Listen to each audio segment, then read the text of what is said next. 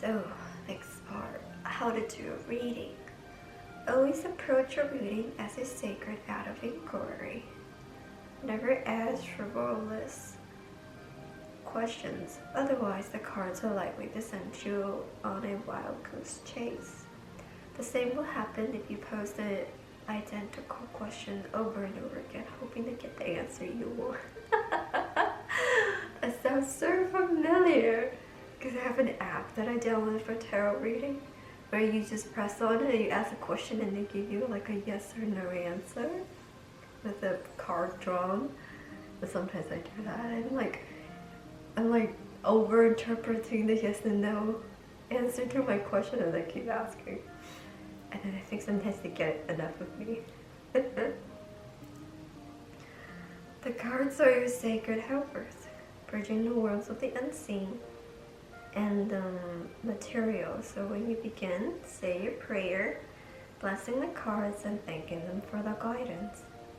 Quiet your mind and think of a question that doesn't require a yes-no answer. Here are some examples of approval.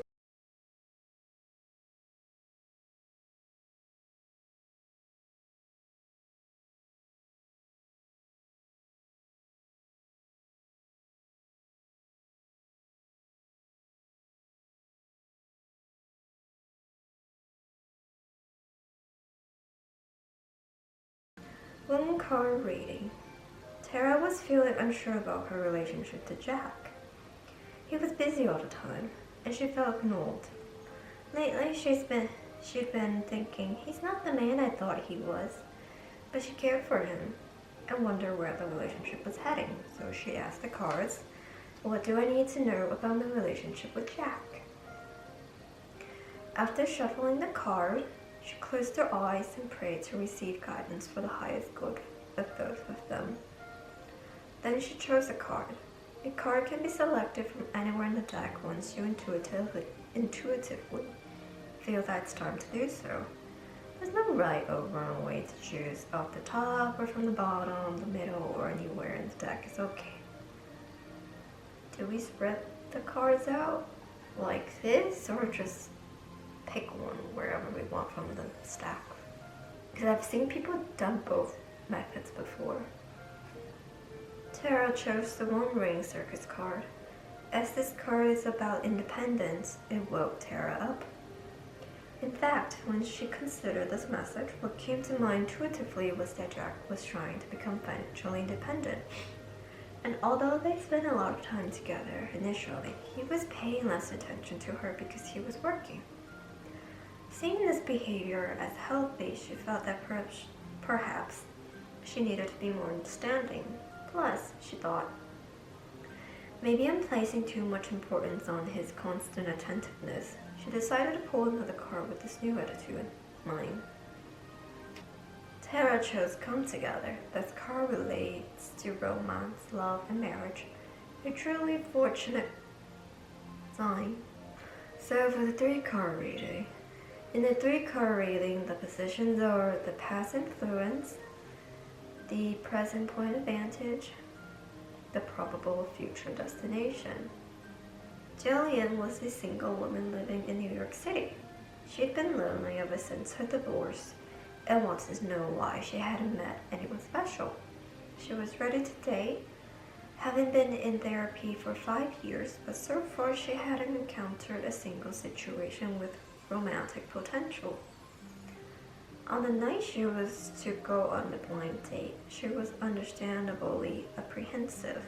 She asked the cards to reveal what she could expect with this man all her friends were raving about. The cards she chose were 1. Stuck in the mud, being stuck, immobilized, unable to move forward. 2. Intention, a positive outcome for desires that have been placed in Spirit's care. 3. Wide open, receptivity, and non-attachment.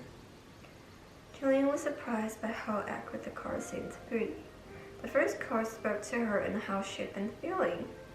The reason she'd gone into therapy was that she felt immobilized by her divorce and afraid to move forward because this failed marriage had than her third abusive relationship. Her movement had been restricted, but essentially this has served a very good purpose, allowing her to look around and do healing on herself. The second card reflected her positive intention. She had changed, and her intention was clear, as was her faith that the right guy would come into her life. The third card reminded her to be open to new possibilities without being attached to the form they might take. If her intention was clear and her faith solid, then why should she expect the worst? She decided to be open to a new kind of man, maybe a nicer one than she'd been involved with previously. She went on the date with an open mind and heart, and it led to a relationship with a wonderful partner. That's a good ending. Happy for you. In a 6-card reading, the positions are 1. The past influence, 2. The present point of vantage, 3. What you resist, 4. Unexpected help, 5. The next right action, and 6. The probable future destination. So 1, 2, and 6 are the same as the 3-card reading, and then they added 3, 4, 5, more detail into the reading in a 6-card reading. Give you more insights. Kim lost her job when her company downsized. She had been there for a long time and felt betrayed by her boss, who let her go after she'd helped him break the news to others. Kim was 50 years old and had grown tired of corporate politics. She'd always wanted to become a baker, but due to pressure from her parents, she'd gotten her business degree and had become an accountant. She was at a crossroads and afraid, but she was certain that this layoff was a sign that she could consider a different path. Should she look for another accounting job, perhaps with a different type of company, or take a risk and start an organic bread company? She formed her question for the oracle. What can I expect if I pursue starting up a bread business instead of applying for another accounting job? These are the 6 cards she drew in order and their meanings. 1. Bone collector, reclaiming lost or stolen power. 2. Mountain, getting around an obstacle. 3. Slow and steady, it's a reverse card. Slow movement. 4. Magical map shifter, also a reverse card. A person, thing, or event that appears to change your life. That kind of sounds like a good card, but it's reversed. Then I don't know. 5. Coming apart. Divergent paths. Ooh. And then 6. Field of dreams, a place of pure potential. Ooh, 6 sounds really good. Like she's gonna get her wish fulfilled.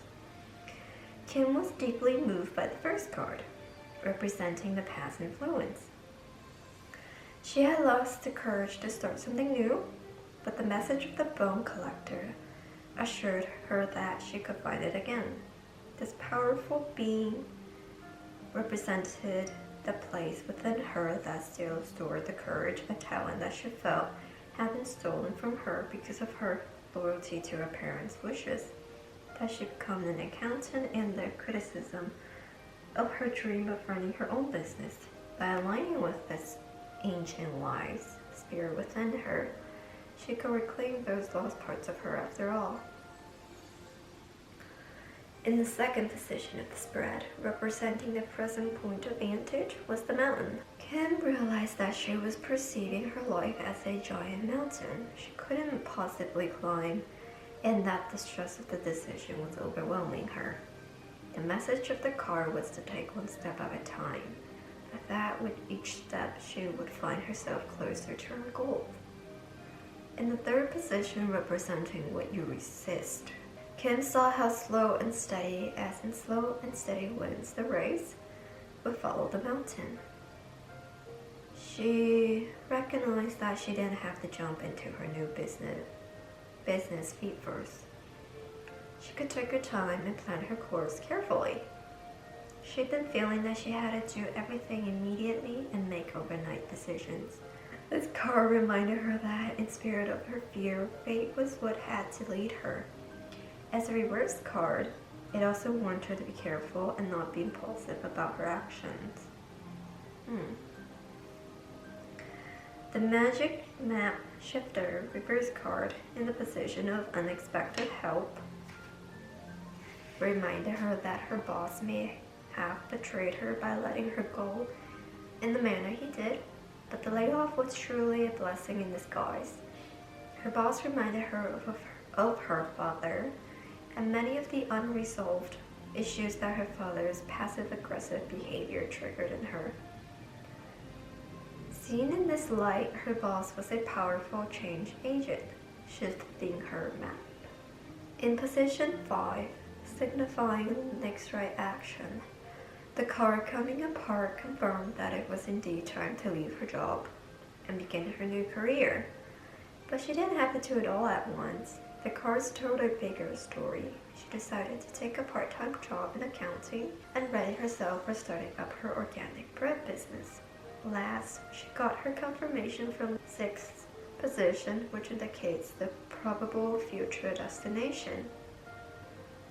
She would reap what she sowed in her field of dreams. It was a positive affirmation that her dream will come true.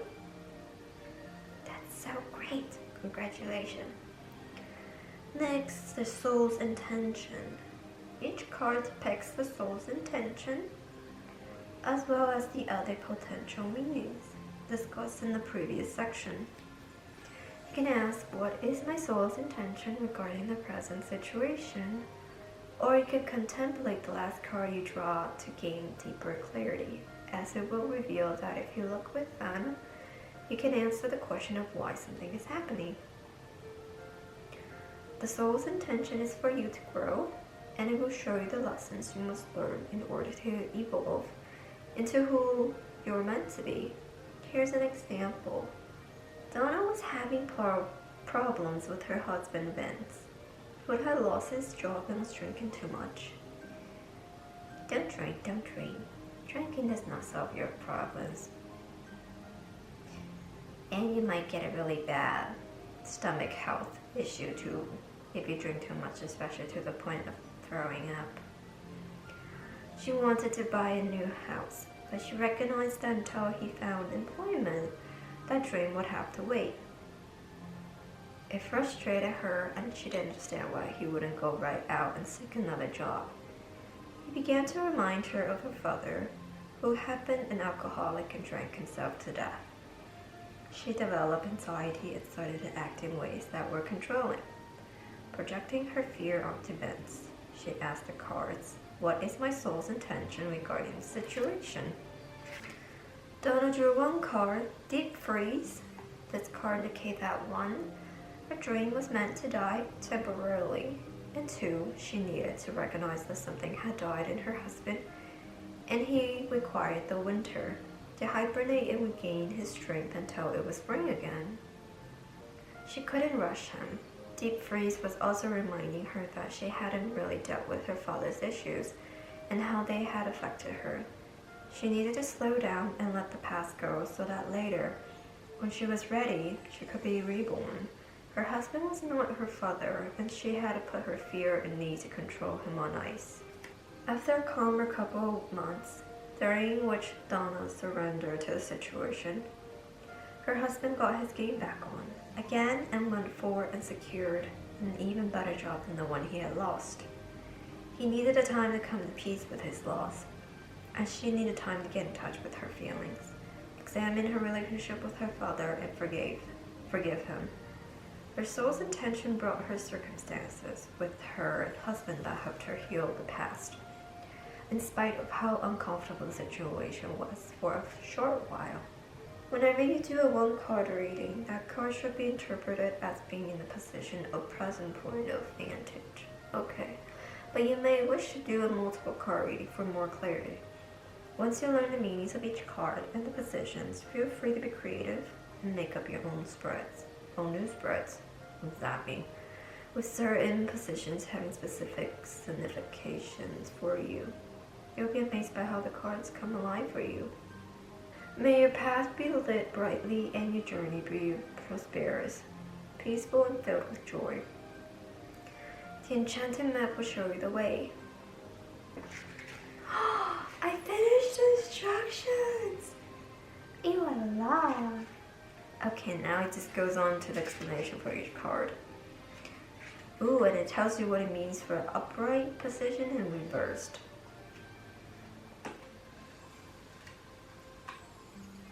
And that's it. I finished the instruction. That's awesome.